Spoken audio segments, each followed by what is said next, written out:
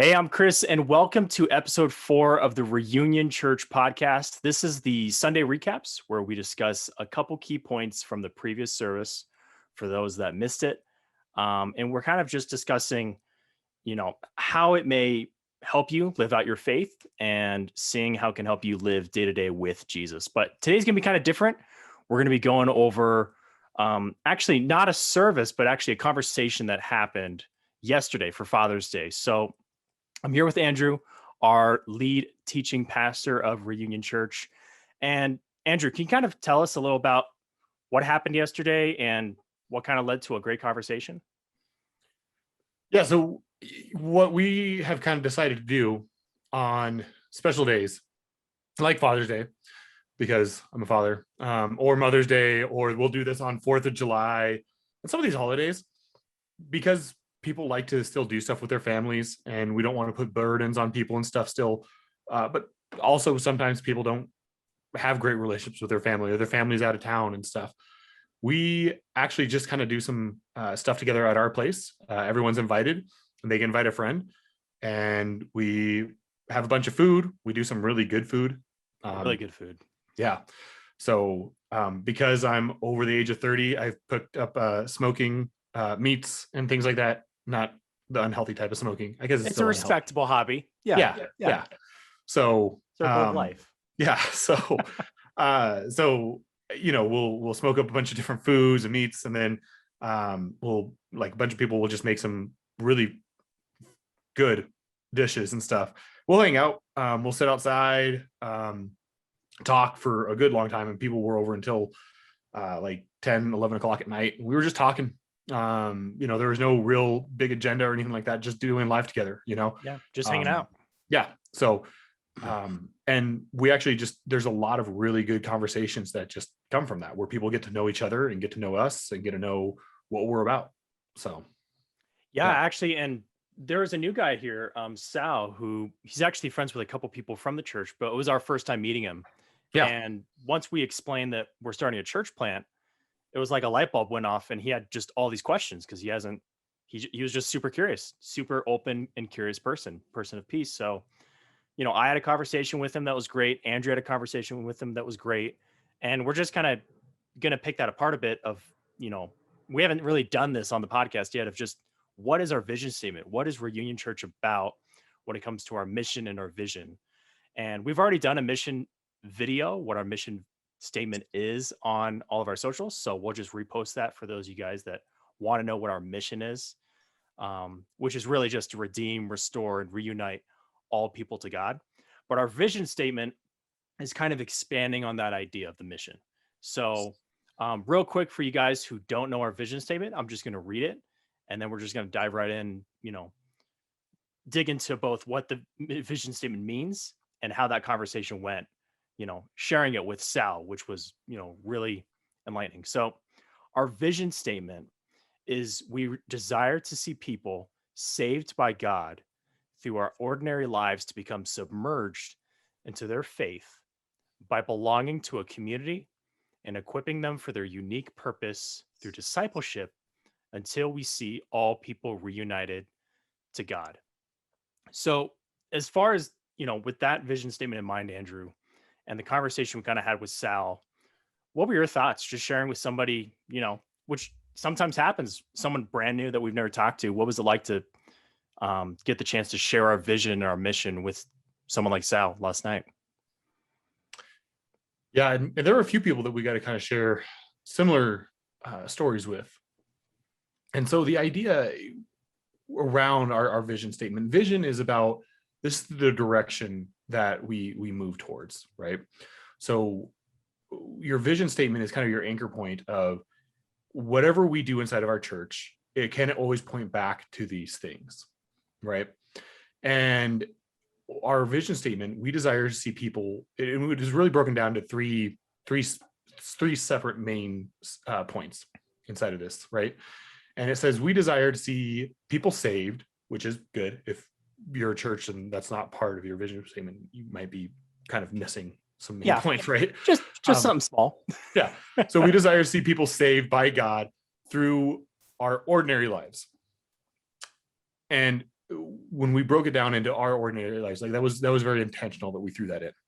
Ordinary lives, and that's why we're going through this discipleship series right now of ordinary life, is because a lot of times we think that there has to be this big extraordinary event to see someone saved. We think about, that there was the Billy Graham era where there were these big events that were happening. The way that I got saved in these big acquire the fire things, and we think, I need to bring someone to church and the pastor needs to save them, who has all this theology and all these things. And no, the reality is most people today, especially the way that people used to get saved, is you would bring them to church. People had a basic understanding of God and the gospel and all that stuff. And someone who was really convincing in their speech could almost persuade them of like, hey, this is what you need to believe. And people would raise their hands and cry and confess it at like a camp or whatever. And like, yep, this is what I will believe now. People don't do that anymore. People are very skeptical of the church. People are very skeptical of pastors, especially if they are a full-time pastor. People don't trust them. People don't trust churches, and people won't enter into a church. And we believe that the way people will get saved today more so will be through the ordinary person, the person, not the full-time pastor, not the pastor who is doing all the big events and all those things, but the ordinary person just going to work, the ordinary person just doing the day-to-day, the ordinary person, the ordinary mom who is taking care of her kids, who is also working, who is also trying to figure out how to pay bills. Like, that's how people get saved, because people are looking for that authenticity. So you will be the one to bring people to the Lord. God will obviously save them, but God will save them through you. And we want to our desire to see people saved through you, through our ordinary lives, to become submerged into their faith by belonging to a community. The idea of baptism. So the Great Commission. When we talk about baptism, it is the idea of submerging. And a lot of people, when they first come to faith, so you come to faith through ordinary life Christians, right? Now, this is the first aspect of discipleship, where it is baptism. And the point of baptism is for someone to become submerged into the Christian doctrine of what does it mean to be a Christian. And when an ordinary person brings someone to Christ, they bring them alongside and submerges them into the Christian world itself, because it is a different world. Totally. Someone who's never walked into church comes in and they're like, what is happening here? Are they bring these mediocre donuts, this bad coffee, to karaoke night. This weird karaoke, everyone's hugging, and there's this mediocre TED talk going on. What is, now they're passing and asking for money? Like, what is happening? And it's a weird experience. And so it's our job, it's your job to help them be submerged into that community, right? Help them understand what that community is. Mm-hmm. And so once they understand what that community is, now we equip them for their unique purpose through discipleship. Everyone has a unique purpose. You may not be called to be the best worship leader with the skinniest jeans. You may not be called to be the best speaker and the deepest theologian. And that's okay. Again, you're called to an ordinary life, but there is a unique purpose to your life. And that uniqueness and that power and that purpose comes to life in discipleship. When you see discipleship through, it becomes something very powerful and fulfilling. Everyone's searching for something great. But God has found greatness, and you will find fulfillment by pursuing after God and his calling for you. And that calling is to go and make disciples. When you go and make disciples, just doing ordinary life, there's a great amount of fulfillment, because that is your unique purpose. There is and we'll go through more of this next week and the week following, but there are unique people that you are called to. that no one else has this sphere of influence with. Yeah. No pastor could go into this community, these group of people, and build these type of relationships like you. Only you have this silo in this community. And then the last part, until we see people reunited to God. That's the end goal. Discipleship is to continue to be like that, is to continuously be reunited to God. Like we are continuously understanding what that reunion and that relationship with Christ always looks like. That reuniting flame with Christ every day is that's discipleship, and that's understanding what it looks like in the head and helping our mind to be restored. That is reuniting our hearts every day, and that is reuniting our hands every day in the discipleship process, aka sanctification. Yeah, absolutely. And I think just to touch on that vision statement too, because this was one question that someone else at the party brought up. Well, why are you called Reunion Church? Like, why do we need to be reunited with God? And I think just real quick, there's two reasons with that sanctification process. One, it's the initial point of contact, right? When you first start that relationship with God, you're reunited for the first time, And then secondly, because we're not the greatest, we run away from God sometimes. We drift. We separate ourselves from community, and we have to be reunited. And it's a process, and it's kind of a back and forth dance in a way. Our relationship with God is that, he's not the one who moved, we are, and we're constantly being reunited. So it's not just a one-time thing. And I don't think we really stand by it's a one and done necessarily. It's kind of a process. It's a journey. It's a relationship. And I think N.T. Wright has a quote about that, but I can't remember it, about salvation, but we'll go ahead and put it in the notes for you guys to check out. It's a good quote about salvation. But as far as the vision statement itself and just sharing that with people, what are some of the reactions that we got last night, Andrew, from people who heard about this vision, people who've been to church, people who weren't? We had a mix of both last night. What were some of the reactions you got from just people hearing the vision of Reunion Church? I mean, it wasn't as lengthy as like what I just shared. Sometimes if they hadn't been to church, I obviously tried to keep it a little shorter and a little more simple, because there's a lot of Christianese sometimes in that. Yeah. And so a more simplified version is like, hey man, like we try to create ordinary lives of just being basic people and creating a good community and equipping people for your unique purpose that we believe God has called you to be reunited with him. And, certain words really stick out to them of like just being ordinary, real community, stick out to people who aren't from the church world, or people who are burned by the church. And so, those things kind of stick out. They're like, that's really cool. And then they're kind of watching to kind of see, is that really what you do? Right? Like, cool, you say that, but then are you actually going to be doing that? We have a few events that we're going to be doing back in the community. So like some of those things kind of stick back out to them as we talk about those things.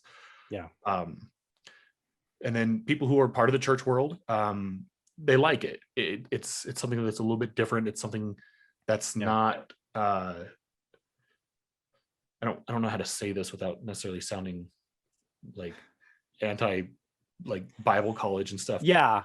Let me help you out. I think a lot of churches are set up to where, hey, you come to us and we'll give you everything. Our church is more of, we're going to go to you and be there with you. And I think that's really kind of our philosophy, is that, we have nothing against other churches that do that. We understand their mission and their vision, but I think that's what they're called to do, and that's perfectly fine. Yeah, and it's a perfectly good model, but understanding our community and where we're planting this church, we see that it's going to take a different strategy and a different approach to reach these different types of people. It's kind of like, like anything in life, you, depending on the people and the place you're in, you approach it differently. And that's just simply what we're doing. We're going to people instead of people coming to us. So I think with that, we did have a lot of conversations, and, Sal and a whole bunch of people showed up. We had like 20 or so people show up for this barbecue. It was really good, really nice. And just the conversations that I've had as well have been really excited. People are really um, excited for this type of approach to ministry because they're not used to that. They're not used to a church being involved in the community. And like Andrew was saying, we have a bunch of events coming up. We have a bunch of moments where we're going to be going to the people in the community, helping out however we can. So if there's an event that you know of in Reunion, Commerce City, in that area, we want to be a part of it. So let us know, shoot it in the comments below, and we'd love to join and be a part of that because we want to be where the people of God are. We want to be where all people are, reuniting them to God. Before we end, Andrew, any last thoughts as far as, our vision, any other things that came up in conversation just over the months as we've been planting this church, just other reactions that we've had overall? No, I think a lot of it, like people like it. And a lot of it is like newness, like, Yeah. anytime a church plant comes about, people are excited to see something new. And it will wear off eventually, like anything new that comes in. But some of that awareness comes from also like, well, are you actually going to do it? Yeah. And so obviously we're very dedicated to it and we're very passionate about it, but we need help. Yeah. We need people that will come alongside and support us continuously. And so, if you're listening to this, we're asking for other people to come alongside and support us to step up and help us continue to reach other people, help us to come alongside. We want to be able to pour into you so that you can reach back out into this community as well. So, yeah. And by support, out.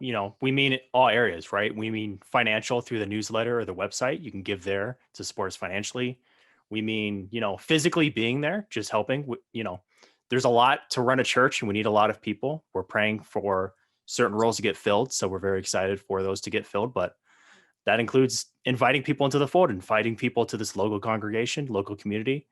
And then just through prayer too. We've actually had a couple prayer requests answered. Actually, the Morrisons have some great news.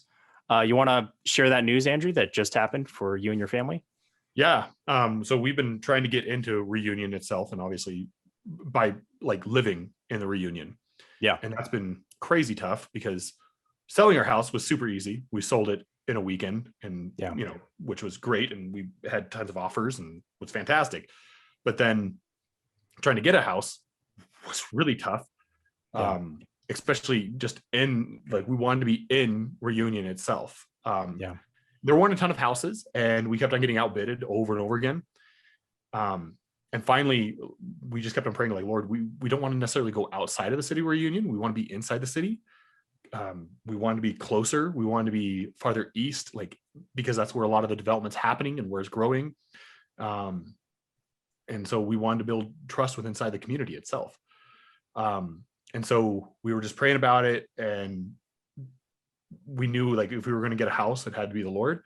And there was one house that had been sitting on the market for 11 days, which anyone who lives in Colorado knows that's insane. Happen. Everything's gone in a weekend, at least, if not within 24 hours.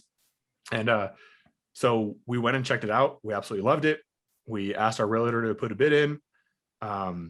And we only put 10,000 over, which again, in Colorado is usually never anything more. Yeah. And our realtor was like, they don't have any offers. So we were the only offer on the house and we got the house, which is a complete God thing. It's literally 1 block away from where we're meeting right now, from the coffee house. It's 1 block away from the place that we're trying to get into again for our growth of the rec center. And it's right in the center of Commerce City. So it's right what we were praying for, of what we needed and what the Lord, what we were praying for. It's got bigger space for us to be able to have more people to come together. So it's absolutely, it was 100% God holding a space for us. So yeah, it's amazing. And one thing we're going to do differently than maybe a lot of other podcasts you listen to in the Christian space, in the faith space, really, is just, take those moments to really appreciate the extraordinary and the ordinary. And that means when prayers are answered, when God intervenes and makes something crazy like this happen. Because if you know anything about Colorado right now, or Texas or Florida, or all these states that are having a lot of people move, it's very difficult to buy in this market. And the fact that God answered this prayer for the Morrisons, and he's going to answer the prayer for everyone else on the team moving to Reunion is just awesome. It's just more confirmation that this mission and this vision is right for this community, that we are called to this community. We're excited to be here. And it's gonna be awesome. It's gonna be really cool in the coming months as we become locals in Reunion, Colorado. So, so everyone pray week, for Chris and Daniel too. Yeah. They're trying to move into the area. Yeah. So. Me and my roommate, Daniel, are dying to get a new place, and it's tough, but we know God will provide. So definitely pray for that as well. You'll see that prayer in the newsletter. But yeah, next week, we're actually going to be continuing our series in an ordinary life, inspired by the book by Zachus Swine, Sensing Jesus. We're going to be focusing on the idea of romantic realism, which is kind of a conundrum. Like those don't go together, but they do. And we'll talk about it. And it's kind of weird and interesting about the story of Ruth and other people like her in the Bible and what that means for us, that idea of romantic realism. So go ahead, give a follow to this episode. We really appreciate the help and support. Give this a like, give it a share, and we'll see you guys next Sunday, every Sunday from 5:30 to 7 at the Reunion Coffee House for now, Lord willing. And we'll catch you guys next time.